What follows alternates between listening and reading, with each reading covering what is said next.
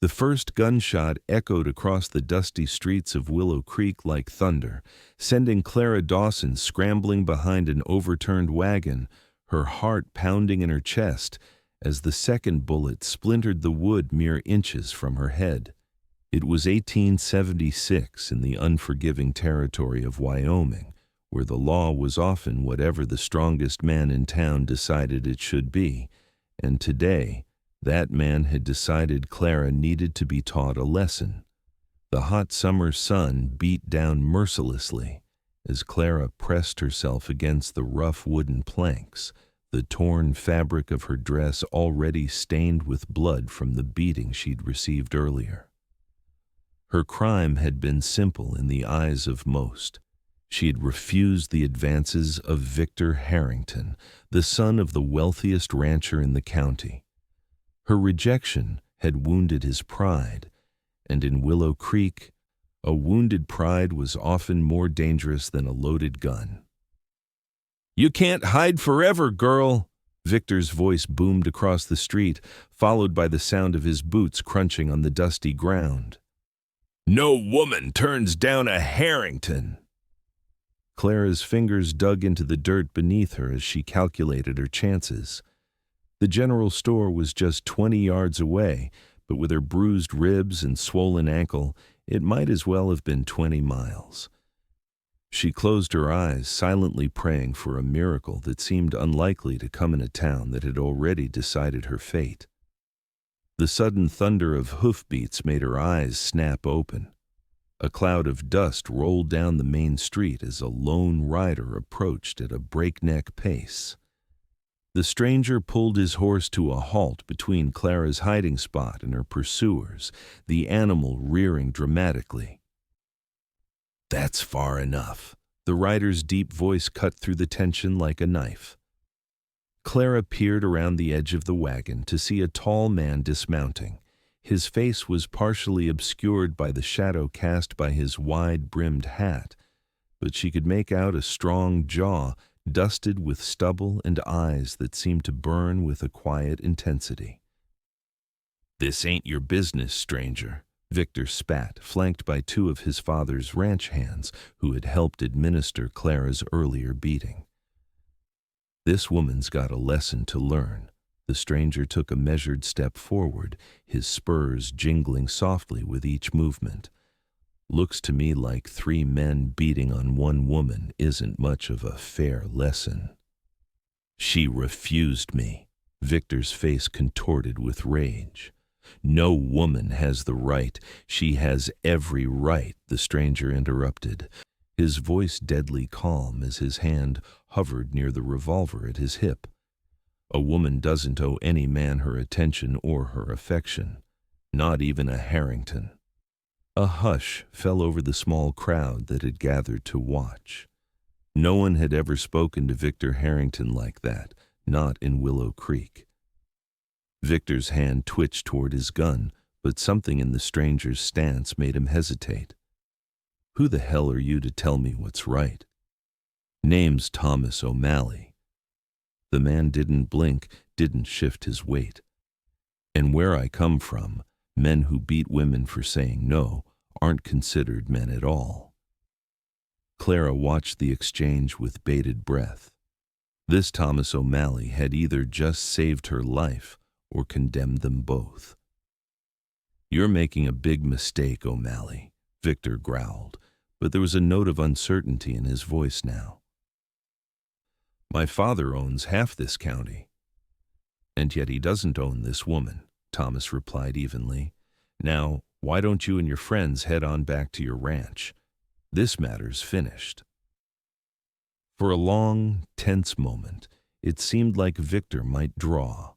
Clara could see the calculation in his eyes, weighing his pride against the steady, unflinching gaze of the stranger. Finally, Victor spat on the ground. "This isn't over," he hissed, but he motioned to his companions, and they reluctantly backed away, mounting their horses and riding off in a cloud of dust and muttered curses.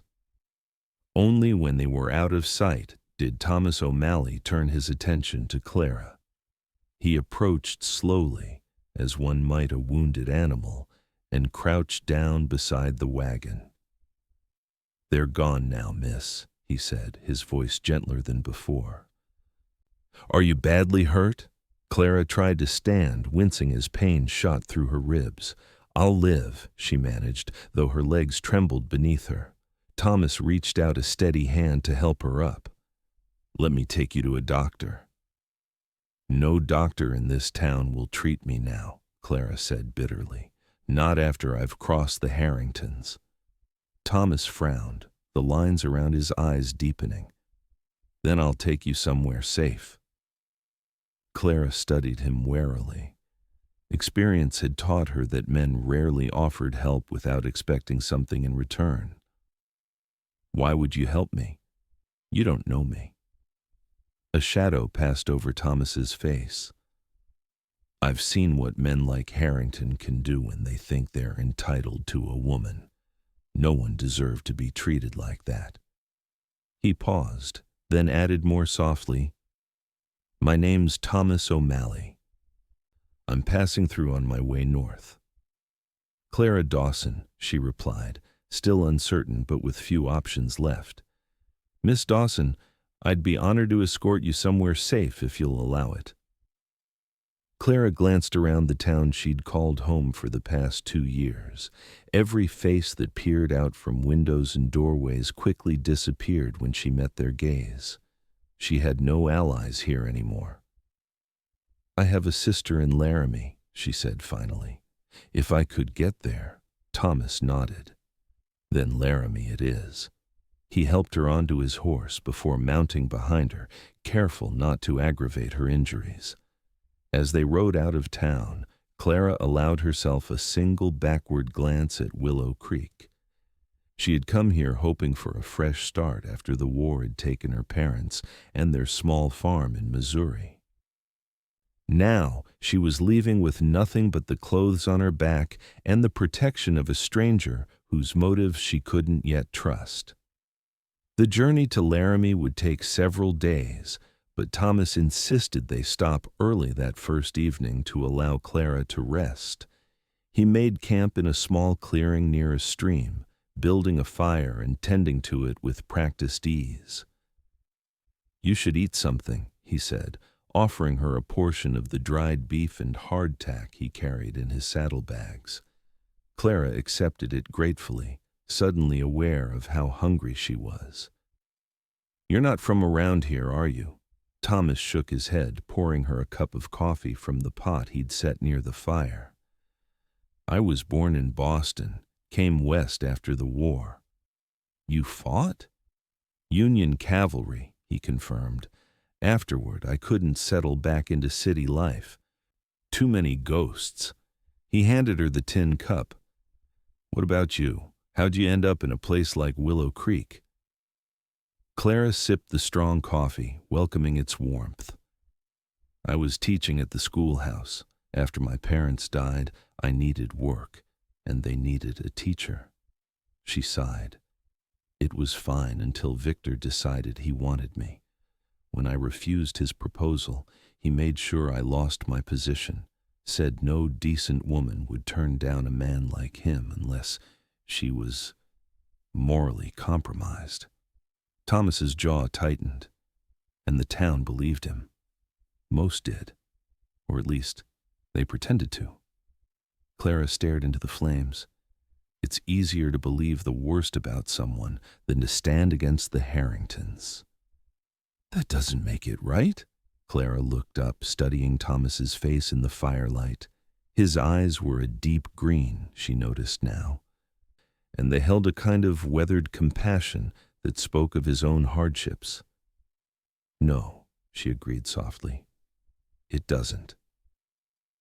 They fell into silence, the crackling of the fire and the distant calls of night birds the only sounds.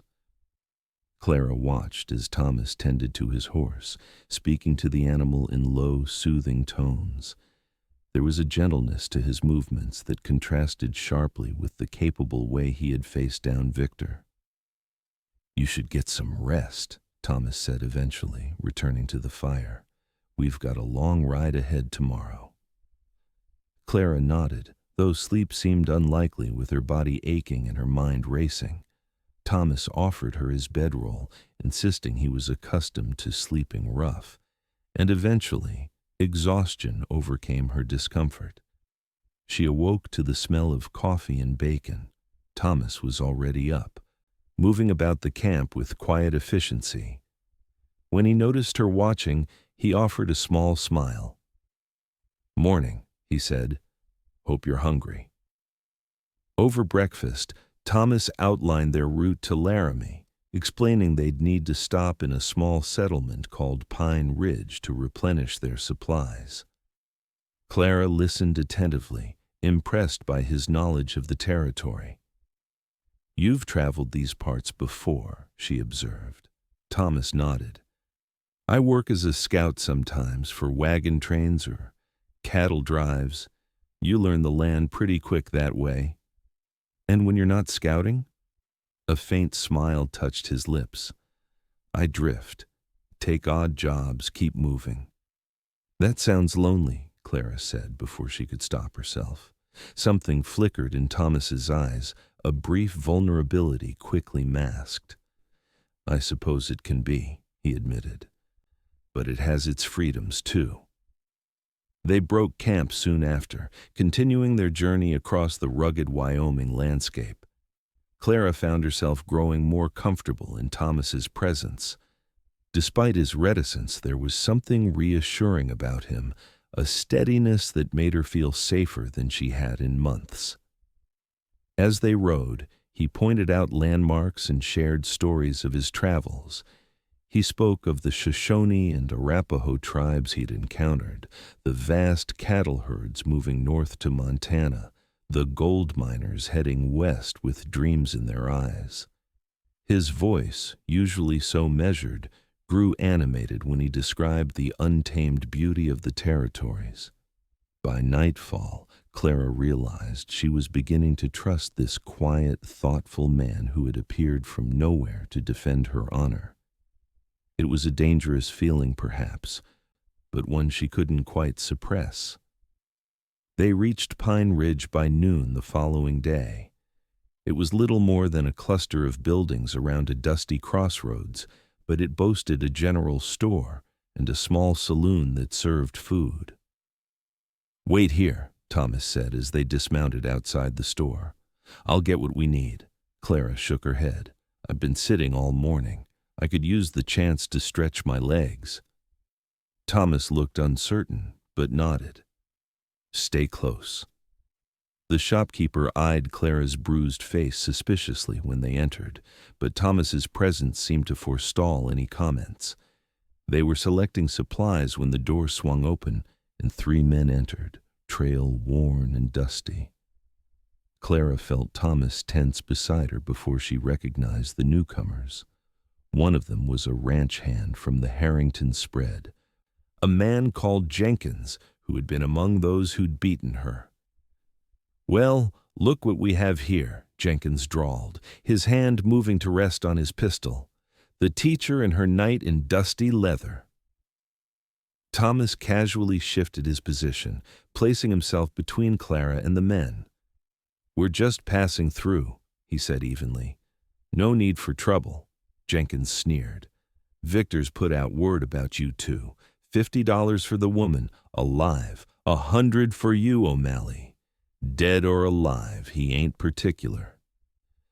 The shopkeeper quickly moved away from the counter, disappearing into the back room.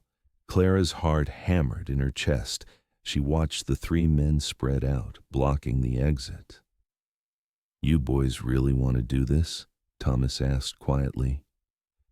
3 against 1 doesn't seem sporting." "Seems just fine to me," one of the other men replied with an ugly laugh. What happened next unfolded so quickly that Clara could hardly follow it. Thomas's hand moved in a blur, his revolver clearing its holster before the others could react. 2 shots rang out in rapid succession, and 2 of the men fell, one clutching his shoulder, the other his thigh. Jenkins managed to draw his weapon, but Thomas was already moving, closing the distance between them. He knocked the gun from Jenkins's hand with a powerful blow, then slammed him against the wall, his forearm pressed against the man's throat. "Tell Victor that the next time he sends men after Miss Dawson or me, I won't be so merciful," Thomas growled. "Understood?"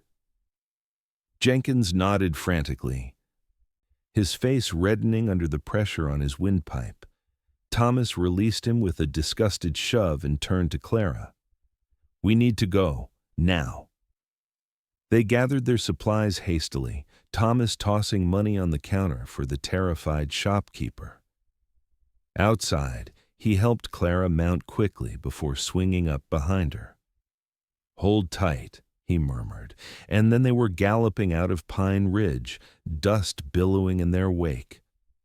They rode hard for hours, only stopping when Thomas's horse began to show signs of fatigue.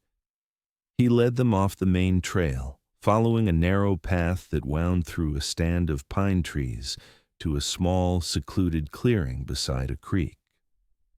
"We should be safe here for the night," he said, helping Clara down. "I know these hills, not many others do." Clara's hands were still shaking as she helped unpack their supplies. "They're not going to stop, are they?" she asked quietly. "The Harringtons." Thomas's expression was grim as he unsaddled his horse.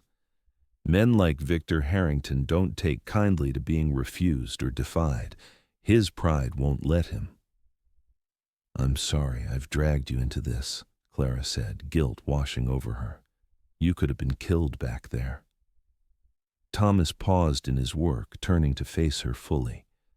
"You didn't drag me into anything, Clara. I made my choice when I rode into Willow Creek."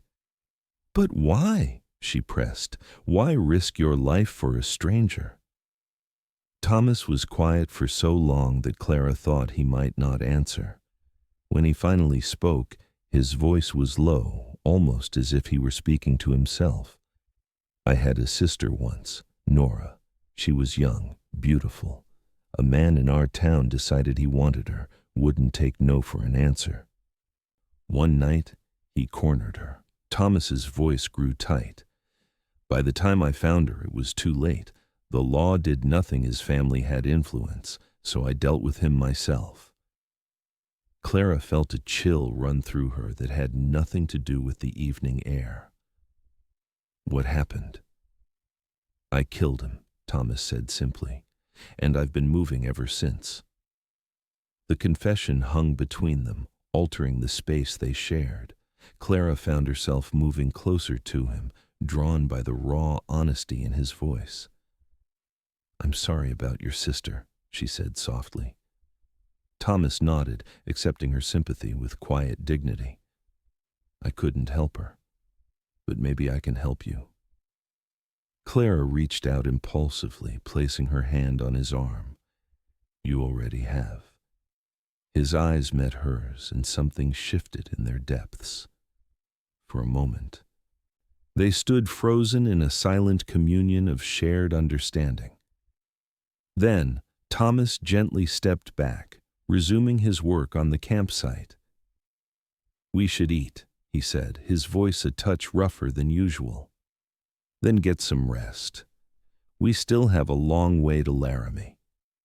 That night, as they sat beside the fire, Clara felt a new awareness of Thomas not just as her protector, but as a man with his own wounds and regrets. The realization was both comforting and unsettling. She had spent the past year keeping men at a distance, wary of their intentions. Now she found herself wondering about Thomas's thoughts, wanting to know more of his story. "What will you do after you've delivered me to my sister?" she asked as the fire burned low. Thomas poked at the embers with his stick. "Move on, I suppose. Head north, maybe. Into Montana territory." "Always alone?" He glanced up, a faint smile touching his lips. "It's simpler that way." "Simpler isn't always better," Clara countered softly. Thomas held her gaze for a long moment before looking away. "Get some sleep, Clara. I'll take first watch." The following days fell into a rhythm as they continued their journey. They traveled through rugged country, avoiding main roads and settlements where news of the bounty might have spread. Thomas proved to be an expert woodsman, finding game for their meals and secure places to camp each night. Clara found herself studying him when he wasn't looking, the way he moved with easy confidence through the wilderness, the gentleness in his hands when he tended to his horse, the rare smile that transformed his solemn features. There was a depth to him that intrigued her, a complexity beneath his quiet exterior. On the fourth day, heavy rain forced them to seek shelter in an abandoned trapper's cabin Thomas knew of. It was a crude structure, little more than a single room with a stone fireplace, but it was dry and defensible. "It's not much," Thomas apologized as they entered, "but it'll keep us out of the storm." Clara looked around at the dusty interior, surprisingly grateful for walls and a roof after days in the open. "It's perfect." Thomas built a fire while Clara shook out the old bearskin rug that served as the cabin's only furnishing. Outside, thunder rolled across the sky and rain lashed against the small window. "We'll have to wait it out," Thomas said, setting coffee to boil. "The creek ahead will be too swollen to cross safely for a day or two." Clara nodded, secretly relieved at the prospect of rest. The hard riding had reopened some of her wounds, though she'd tried to hide her discomfort from Thomas. As if reading her thoughts, he turned to her with concern in his eyes. "How are your ribs?" "Better," she lied, then winced as a deep breath betrayed her. Thomas frowned. "Let me see." "It's nothing," Clara protested, but Thomas was already reaching for his saddlebag. "I have some liniment that might help," he said, producing a small tin. "If you'll allow me." Clara hesitated, then nodded. Propriety seemed a distant concern after days on the trail together.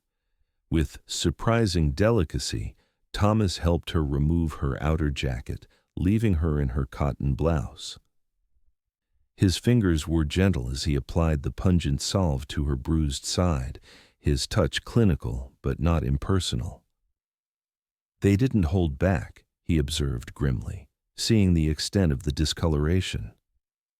"No," Clara agreed, trying to ignore the warmth of his hands through the thin fabric.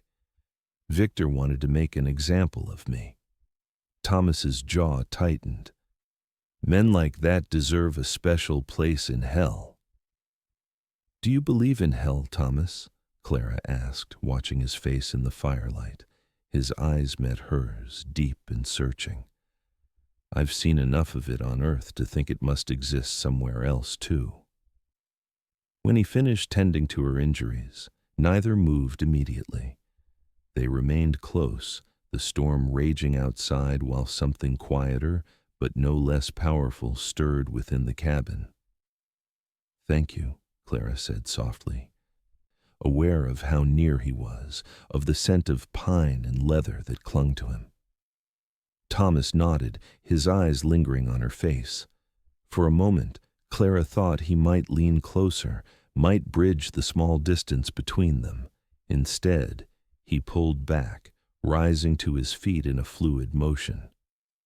"You should rest," he said, his voice rough. "I'll keep watch." Clara wanted to tell him that wasn't necessary, that they were hidden away from danger, but something in his manner stopped her. He moved to the cabin's only chair, positioning it where he could see both the door and the window, his rifle within easy reach. Lightning illuminated the small space in brief, harsh flashes as Clara settled onto the bare skin. Despite her exhaustion, sleep eluded her.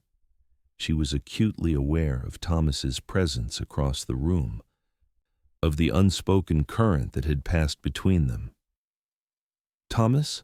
she called softly after a while. "Yes?" "Will you tell me about your home before the war?" There was a pause, then the sound of the chair creaking as he shifted. It was nothing special. A small house in Boston near the harbor. My father was a carpenter. And your mother? She taught music, piano mostly. There was a smile in his voice now. She tried to teach me, but I had no talent for it. Not like Nora. What was she like? Your sister? Thomas was quiet for so long that Clara thought he might not answer. She was bright, he finally said, full of life, headstrong. Our mother used to say she was born arguing. He chuckled softly at the memory. She wanted to be a doctor, had her mind set on it, though everyone told her it wasn't proper for a woman. She sounds remarkable. She was. Thomas's voice held a deep affection tinged with sorrow. She would have liked you, I think. Clara smiled into the darkness. I would have liked to meet her. Silence fell between them again, but it was comfortable now, filled with shared confidences. The rain continued to drum on the roof, a soothing rhythm that finally lulled Clara toward sleep. Clara? Thomas's voice was so quiet she almost didn't hear it. Yes? I'm glad I found you in Willow Creek.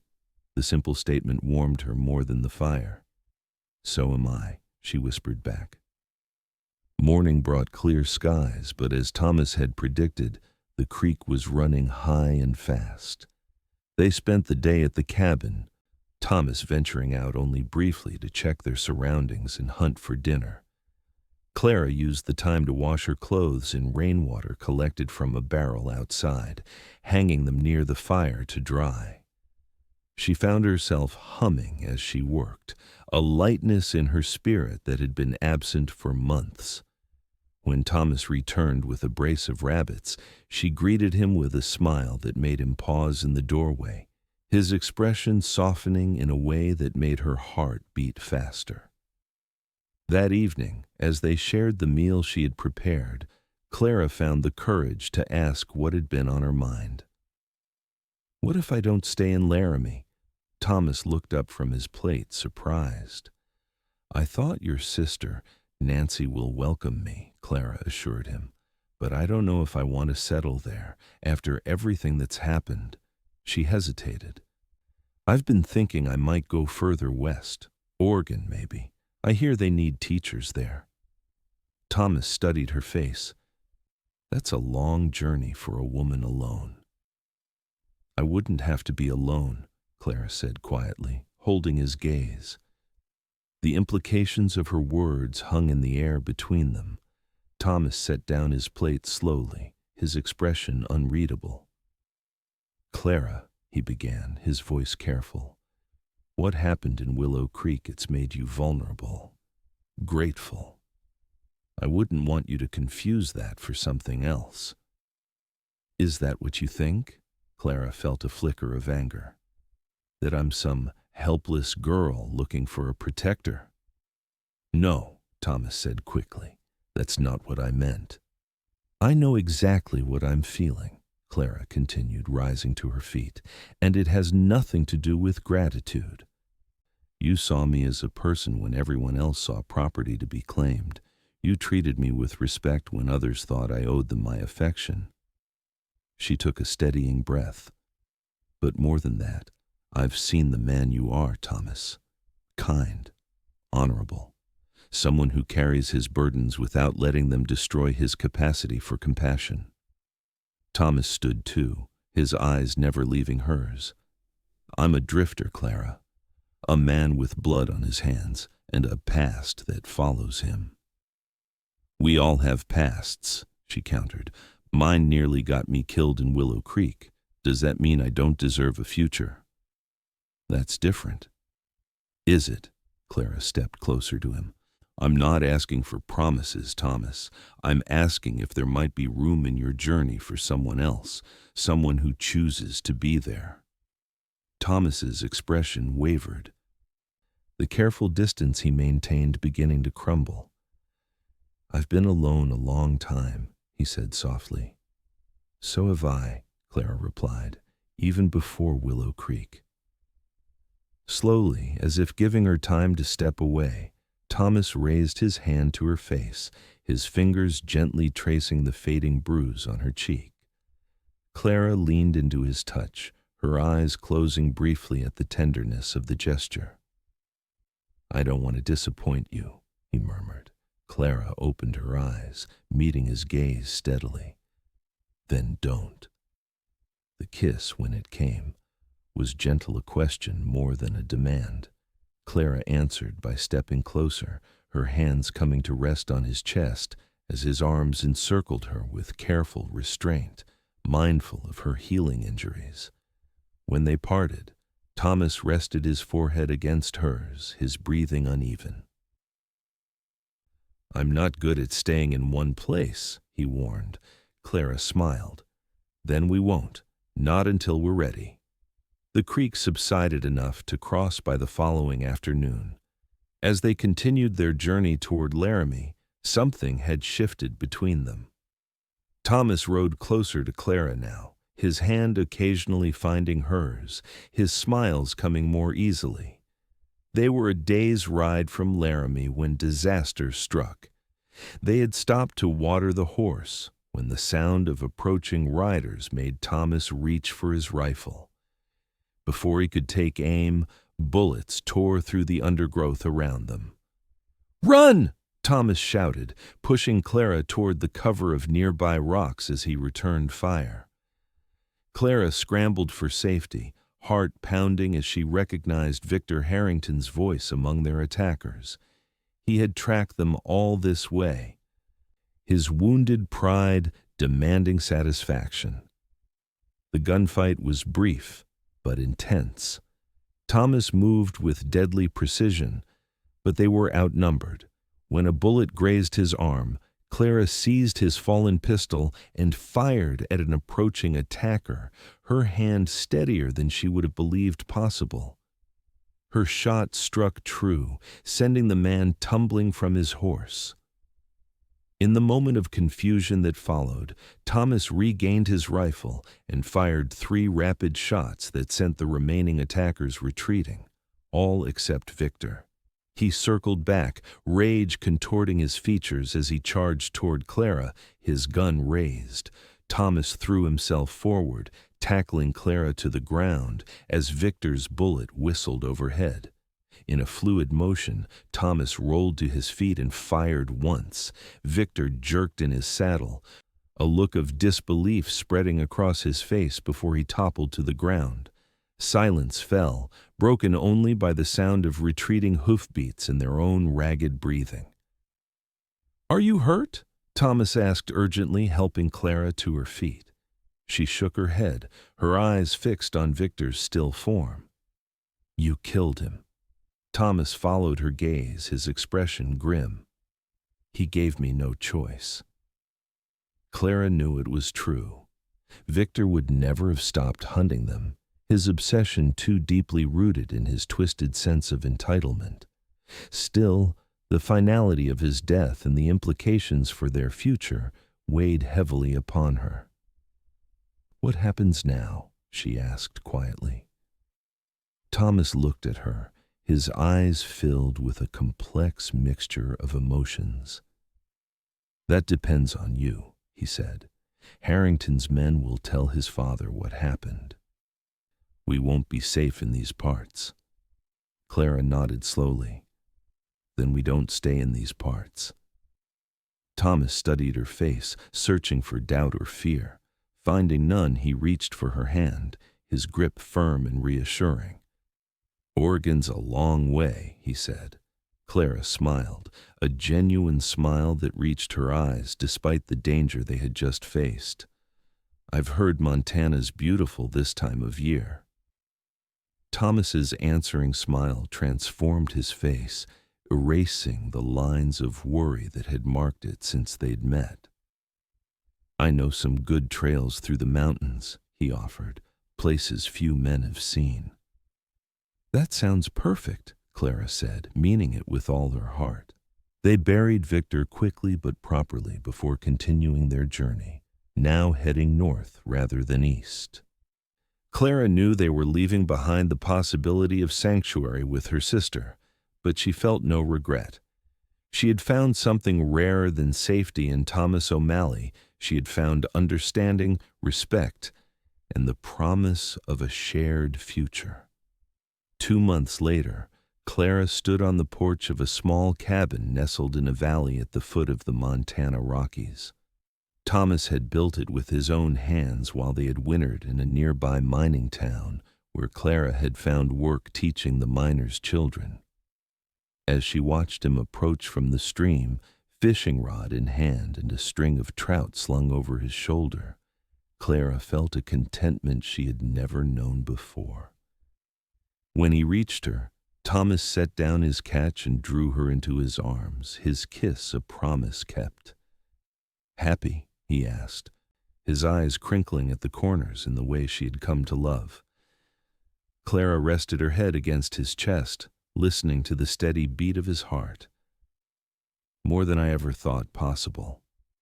Thomas's arms tightened around her. "I never thought I'd find a home again," he admitted quietly. "Not after everything." "Home isn't always a place," Clara replied, looking up at him. "Sometimes it's a person." As the sun set behind the mountains, casting long shadows across their small piece of the frontier, Clara knew that the path that had brought them here through violence and pain, courage and compassion, had led exactly where they both belonged. Not in any particular place, but with each other, writing their own rules in a land where freedom could still be claimed by those brave enough to reach for it.